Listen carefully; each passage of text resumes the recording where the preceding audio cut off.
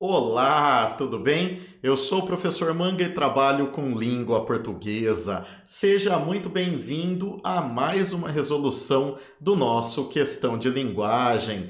Hoje faremos a Unifesp 2021. A prova acabou de sair, então vamos lá, vamos dar uma olhadinha no que aconteceu. Eu vou te trazer aqui para minha tela, tá?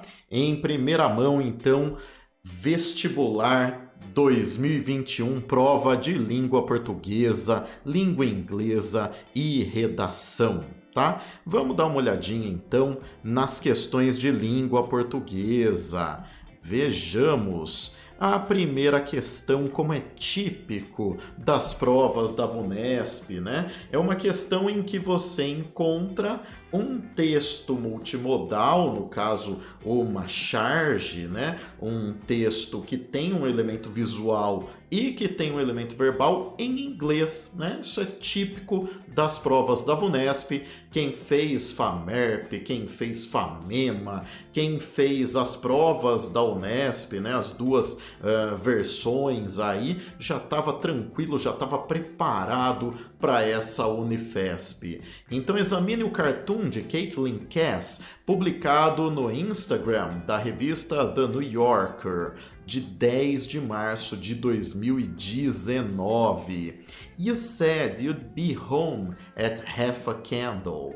Quer dizer, né, você tem uma cena em que a mocinha, né, parece que está chegando em casa, né, acabou de abrir a porta, está com a mão na maçaneta ainda, e a mãe a interpela com uma vela na mão e diz: Poxa, você falou que estaria em casa até, né, a metade da vela, digamos, metade da vela. Então é como se metade da vela fosse a marcação do tempo, né, a metade da vela. E você deu mancada, porque você não chegou. Olha que a vela tá só no cotoco, né? Então, depreende-se do cartoon que a moça saiu escondida, deixando uma vela acesa no quarto para fingir que estava estudando. Chegou tarde em casa, descumprindo o horário que havia combinado com a mãe. Voltou para casa, pois havia esquecido a vela do seu quarto acesa. Pretendia sair de casa sem levar uma vela, desrespeitando a recomendação da mãe. Disse à mãe que ia sair só para comprar lâmpadas, mas acabou voltando para casa sem elas. Bom, me parece super tranquilo aqui que a gente marque a alternativa B, né? A moça chegou tarde em casa, se atrasou e descumpriu a combinação com a mãe, que ela chegaria ali à metade da vela, né? Às meia vela, né? Brincando assim com o horário. Pois bem, vejamos agora, de novo, muito típico da VUNESP, um textinho do Drummond para as próximas questões, né, de 2 a 6. O entendimento dos contos. Agora, você vai me contar uma história de amor, disse o rapaz à moça. Quero ouvir uma história de amor em que entrem caravelas, pedras preciosas e satélites artificiais. Pois não, respondeu a moça, que acabara de concluir o mestrado de contador de histórias e estava com a imaginação na ponta da língua. Era uma vez um país onde só havia água. Eram águas e mais águas, e o governo, como tudo mais, se fazia em embarcações, atracadas ou em movimento conforme o tempo. Osmundo mantinha uma grande indústria de barcos, mas não era feliz, porque Sertória, objeto dos seus sonhos, se recusava a casar com ele. Osmundo ofereceu-lhe um belo navio embandeirado e ela recusou. Só aceitaria uma frota de 10 caravelas para si e para seus familiares. Ora, ninguém sabia fazer caravelas. Era um tipo de embarcação há muito fora de uso. Osmundo apresentou um mau produto que Sertória não aceitou, enumerando os defeitos, a começar pelas velas latinas, que de latinas não tinham um centavo. Osmundo, desesperado, pensou em afogar-se, o que fez sem êxito, pois desceu no fundo das águas e lá encontrou um cofre cheio de esmeraldas, topázios, rubis, diamantes e o mais que você imagina. Voltou à tona para oferecê-lo à rígida Sertória, que virou o rosto. Nada a fazer, pensou Osmundo. Vou transformar-me em satélite artificial. Mas os satélites artificiais ainda não tinham sido inventados. Continuou o humilde satélite de Sertória e, ultimamente, passeava de uma lancha para outra, levando-o preso a um cordão de seda com a inscrição Amor Imortal. Acabou. Mas o que significa isso? Perguntou o moço insatisfeito. Não entendi nada. Nem eu, respondeu a moça. Mas os contos devem ser contados e não entendidos. Exatamente como a vida. Contos Plausíveis 2012. No texto, a moça finge não entender o próprio conto para perturbar o rapaz. Sugere que a vida, como a maioria dos contos, dificilmente termina bem.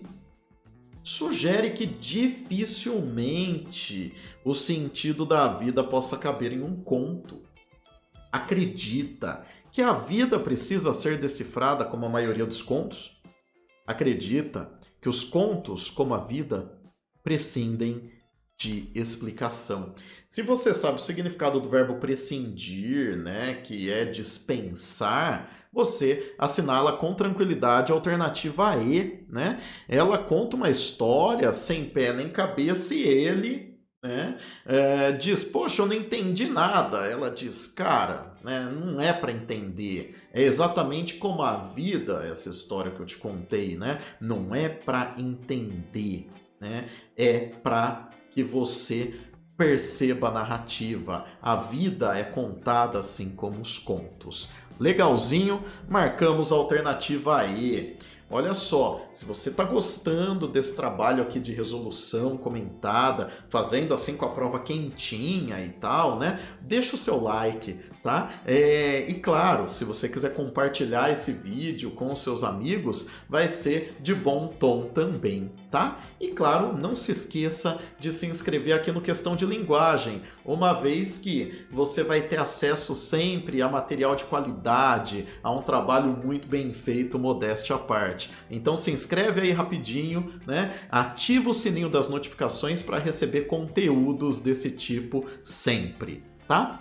E vamos dar uma olhadinha então na próxima questão. Em sua história, a moça incorre em contradição ao tratar das caravelas, da recusa de Sertória em se casar, da tentativa de suicídio de Osmundo, dos satélites artificiais, das pedras preciosas. Bom, a gente estava vendo mais ou menos aqui num conto de literatura fantástica, né? Tudo ia mais ou menos direitinho, até que o Osmundo decide se transformar em satélite artificial, mas os satélites artificiais ainda não tinham sido inventados. Continuou o humilde satélite de Sertória, que ultimamente passeava de uma lancha para outra, levando-o preso a um cordão de seda com a inscrição Amor Imortal. Não faz sentido, tá? Então a gente fica com a alternativa D, né? Era um conto, talvez, de literatura fantástica, com elementos ali que até tem um toque assim de Mia Couto, né? Mas essa passagem aí dos satélites artificiais ficou bem ruinzinha mesmo, né? Beleza, alternativa D para a questão de número 3, anote aí. O título do conto, ó, O Entendimento dos Contos, antecipa seu caráter certamente metalinguístico. Afinal, é um conto cujo título é o entendimento dos contos. Então, temos aqui, né, a percepção, tá? A tomada consciente pelo autor da ideia de que ele está escrevendo um conto, né, sobre como se dá a leitura de contos. Certamente é um texto metalinguístico, questãozinha muito tranquila, né? Meus alunos devem ter deitado e rolado. Então tá, a alternativa E. Seguimos para a próxima, questão de número 5. Vejamos. Observa-se o emprego de expressão própria da linguagem coloquial no trecho. Bom, quando a gente fala de linguagem coloquial, a gente está falando de linguagem informal, né? Os examinadores costumam usar essas duas coisas como sinônimos. Bom, se você olhar ali para a alternativa B, tá? B de bola, Sertória não aceitou, enumerando os defeitos, a começar pelas velas latinas, que de latinas não tinha um centavo, né? Você tem aqui um tom informal, né? Porque você tem uma espécie de comparação metafórica aqui para desmerecer as velas, né? Que soa muito próximo do cotidiano, do informal, né? De repente, se estivesse escrito a começar pelas velas latinas, que não eram latinas, né? Ou que não tinham nada de latinas, esse tom informal seria deixado de lado, tá? Então, questão de número 5, você pode marcar com tranquilidade a letra B e tocar para a próxima, tá? Deixa o seu joinha aí que é importante, por favor, aumente as interações desse vídeo para o algoritmo do YouTube entender que o questão de linguagem está agradando muita gente. Legal, questão de número 6. Agora você vai me contar uma história de amor. Disse o rapaz à moça: quero ouvir uma história de amor em que entrem caravelas, pedras preciosas e satélites artificiais. Isso está tudo lá no primeiro parágrafo. Ao se transpor esse trecho para o discurso indireto, gente, todo ano, né, a mesma coisa. Então você vai passar do discurso direto para o indireto, tá? Tem dois verbinhos aí destacados. É o verbo querer e o verbo entrar. Tá? Então a minha sugestão para você, para facilitar a sua vida, para que você não decore tanto assim, né, é colocar uma conjunção ali para introduzir a oração que é encaixada, né, do discurso indireto. Então você pega o verbo de dizer, tá ali, ó, o rapaz disse à moça, aí você coloca um que. Você vai ver que a resposta vai começando a se desenhar assim automaticamente na sua cabeça, tá? Então, o rapaz disse à moça que queria ouvir uma história de amor em que entrassem caravelas. Legal? O quero, presente do indicativo, vira pretérito perfeito.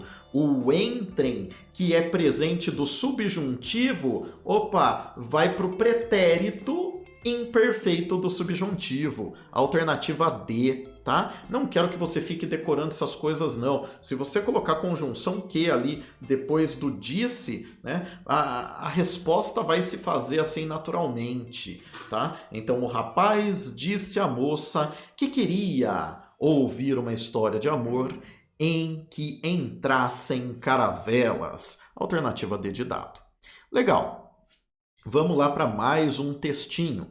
Para responder as questões de 7 a 10, leia o trecho do livro O Oráculo da Noite, do neurocientista Siddhartha Ribeiro. A palavra sonho, do latim somnium, significa muitas coisas diferentes, todas vivenciadas durante a vigília e não durante o sono. Realizei o sonho da minha vida. Meu sonho de consumo. São frases usadas cotidianamente pelas pessoas para dizer que pretendem ou conseguiram alcançar algo. Todo mundo tem um sonho, no sentido de plano futuro. Todo mundo deseja algo que não tem. Por que será que o sonho, fenômeno normalmente noturno, que tanto pode evocar o prazer quanto o medo, é justamente a palavra usada para designar tudo aquilo que se quer ter? O repertório publicitário contemporâneo não tem dúvidas de que o sonho é a força motriz de nossos comportamentos. Desejo é o sinônimo mais preciso da palavra sonho. Na área de desembarque de um aeroporto nos Estados Unidos, uma foto enorme de um casal belo e sorridente velejando num mar caribenho em dia ensolarado, sob a frase enigmática "Aonde seus sonhos o levarão?" Embaixo, o logotipo da empresa de cartão de crédito. Deduz-se do anúncio que os sonhos são como veleiros, capazes de levar-nos a lugares idílicos, perfeitos, altamente desejáveis. As equações sonho é igual a desejo, que é igual a dinheiro, tem como variável, oculta a liberdade de ir, ser e principalmente ter liberdade que até os mais miseráveis podem experimentar no mundo de regras frouxas do sonho noturno, mas que no sonho diurno é privilégio apenas dos detentores de um mágico cartão plástico. Cara, que porrada esse texto! A rotina do trabalho diário e a falta de tempo para dormir e sonhar que acometem a maioria dos trabalhadores são cruciais para o mal-estar da civilização contemporânea. É gritante o contraste entre a relevância motivacional do sonho e sua banalização no mundo industrial globalizado. A indústria da saúde do sono, um setor que cresce aceleradamente, tem valor estimado entre 30 bilhões e 40 bilhões de dólares. Mesmo assim, a insônia impera.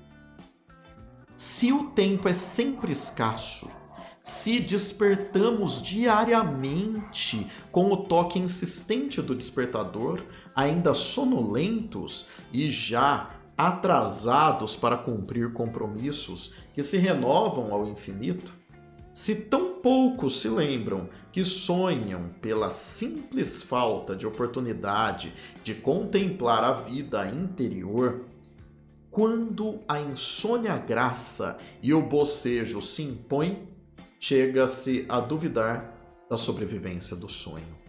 E, no entanto, sonha-se.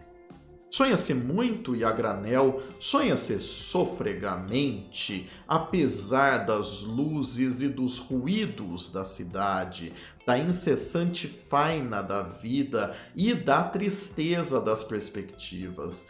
Dirá a formiga cética que quem sonha assim tão livre é o artista cigarra de fábula que vive de brisa. Na peça teatral A Vida é Sonho, o espanhol Pedro Calderón de la Barca dramatizou a liberdade de construir o próprio destino. O sonho é a imaginação sem freio nem controle, solta para temer, criar, prender e achar. O Oráculo da Noite, a História e a Ciência do Sonho, 2019. Que texto bacana, hein? Mais um tapa na cara, né?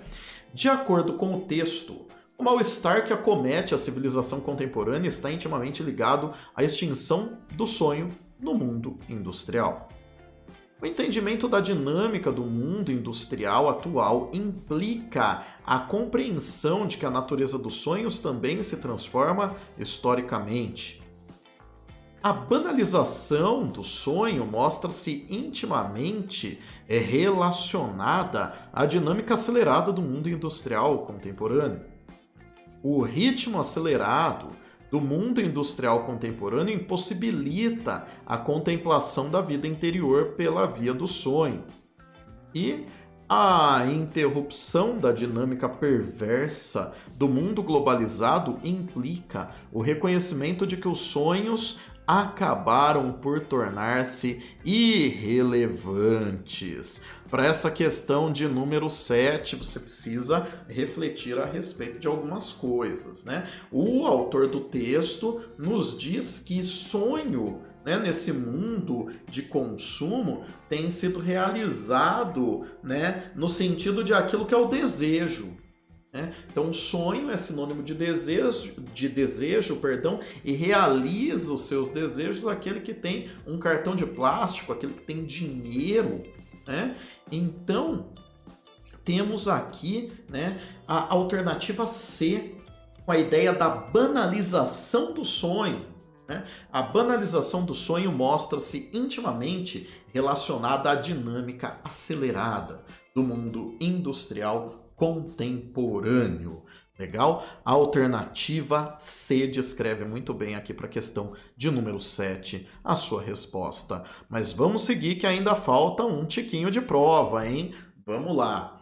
Mesmo assim a insônia impera. Cara, que legal essa questão, olha só. Você tem no contexto em que se encontra essa expressão sublinhada aí. Eu sugiro fortemente que você volte para o texto, tá? Para localizar essa expressão.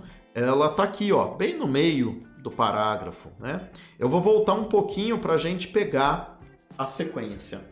A indústria da saúde do sono, um setor que cresce aceleradamente, tem valor estimado entre 30 e 40 bilhões de dólares. No entanto, a insônia impera. Mesmo assim, a insônia impera. Todavia, a insônia impera. Acho que você consegue marcar tranquilamente a alternativa C, oposição. Cara, que legal, hein? Era uma questão que não era tão bobinha, não. Acho que podia causar um certo estranhamento, né? Mas, de novo, você substituindo mesmo assim por no entanto, acho que deixa evidente a relação de oposição. Legal. Continuamos. Questão de número 9. A palavra sublinhada em se o tempo é sempre escasso, se despertamos diariamente, opa, esse C é conjunção, tá? Então você deve, esse tipo de questão é típico da VUNESP, né? Se despertarmos diariamente, você tem uma conjunção, e essa palavrinha aí pertence à mesma classe gramatical da palavra sublinhada em. Bom, se tão poucos se lembram que sonham, né, você marca para a questão de número 9, alternativa B, sem grandes dificuldades, tá? Olha só, questão de número 10, também um clássico, né? A voz passiva. Vejamos, o camarada quer que você assinale uma alternativa em que o trecho pode ser reescrito na voz passiva.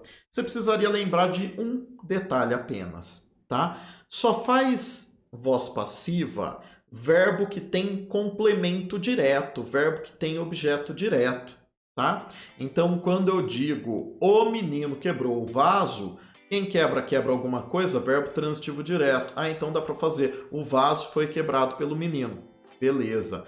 Pedro Calderón de la Barca dramatizou a liberdade de construir o próprio destino, então quer dizer que a liberdade de construir o próprio destino foi dramatizada por Pedro Calderón de la Barca. Legal? A gente fica, portanto, com a alternativa A para a questão de número 10. Sem medo de ser feliz, tá? É isso mesmo. Então você precisaria lembrar para essa questão 10 que verbo transitivo direto pode fazer voz passiva e só ele, né? Tem que ter complemento direto, tá? Pode ser transitivo direto e indireto, mas tem que ter complemento direto.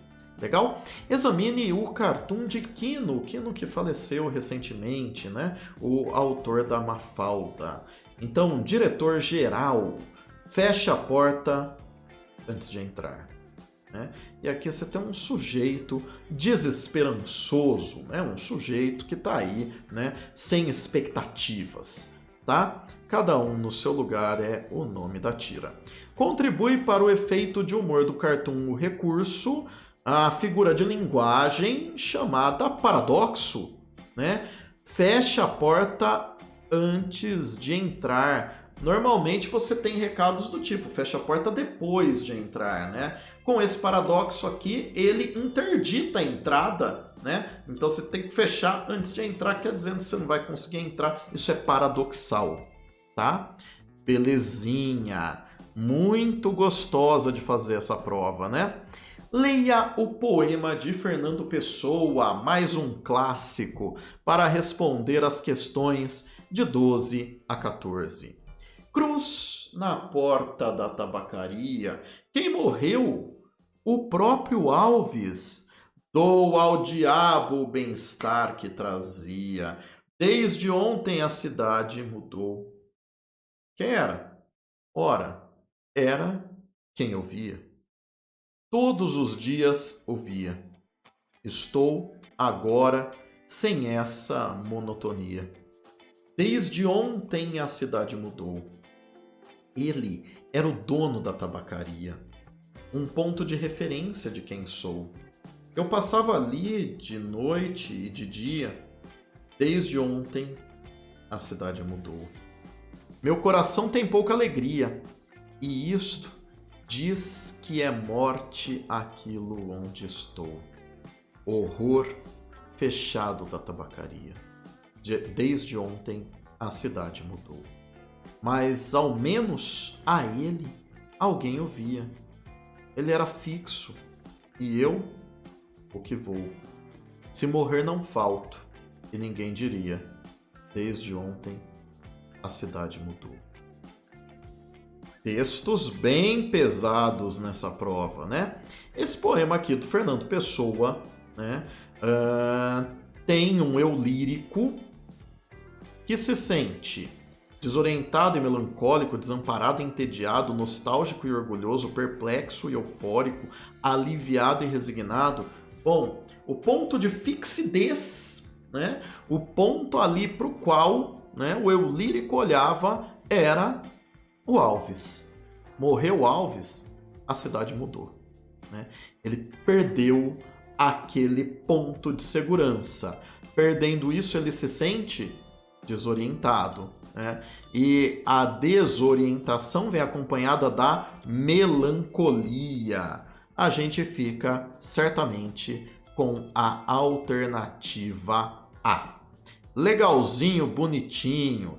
Vamos então encaminhando aí, né, a prova para o seu final. Se você ainda não deixou o seu joinha, por favor, dá aquela força, né? Se você já deixou o joinha, se você já se inscreveu, né?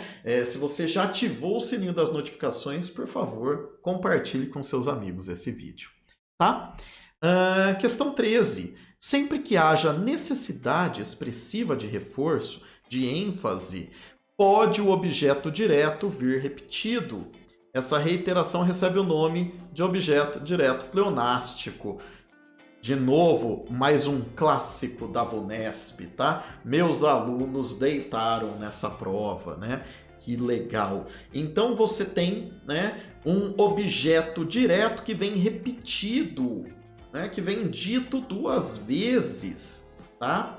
Você pode ficar tranquilo, né? Que é isso que você encontra na alternativa D de dado, tá? Olha lá, mais ou menos a ele alguém ouvia.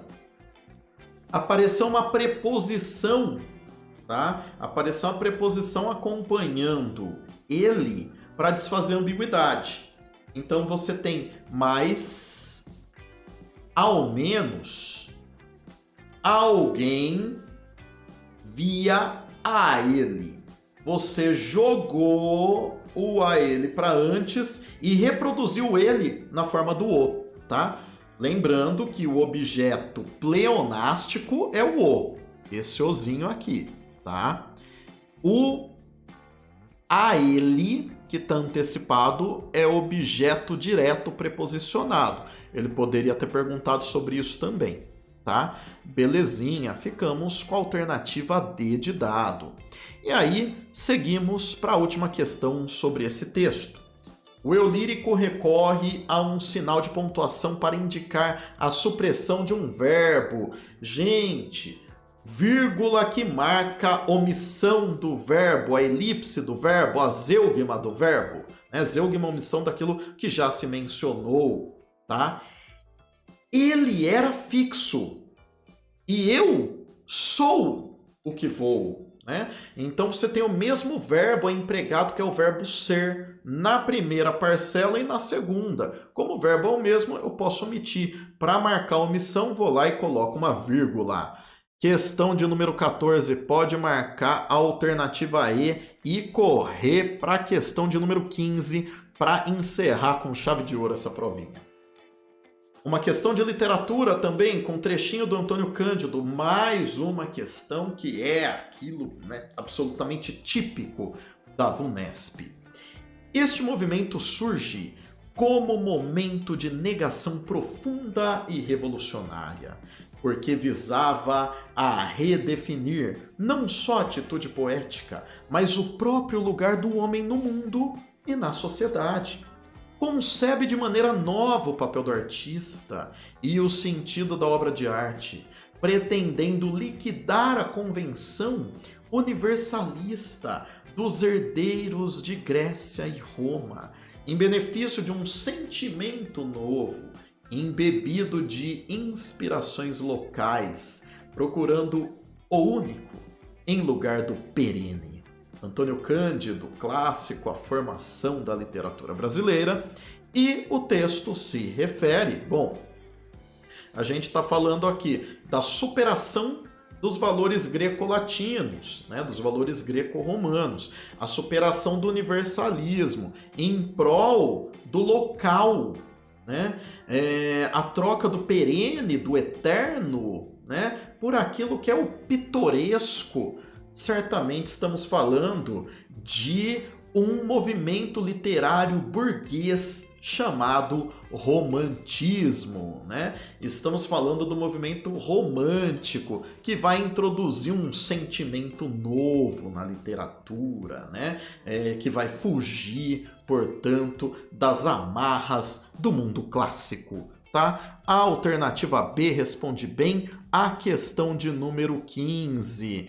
Então é isso, minha gente. Sensacional. Ficamos por aqui então. Espero que vocês tenham gostado dessa correção. Acho que é uma prova, né, essa da Unifesp, que presenteia quem estudou, quem olhou para as versões todas aí da Unesp, para a FAMERP, para a FAMEMA, né? Então uma prova aí que com certeza quem se preparou tal tirou de letra com tranquilidade. Então é isso, meu, muito obrigado para você que me acompanhou até aqui, né? Aquele abração, aquele salve, obrigado mesmo pela companhia, continuem prestigiando os vídeos do Questão de Linguagem, tá? Valeu então, até a próxima, tchau, tchau!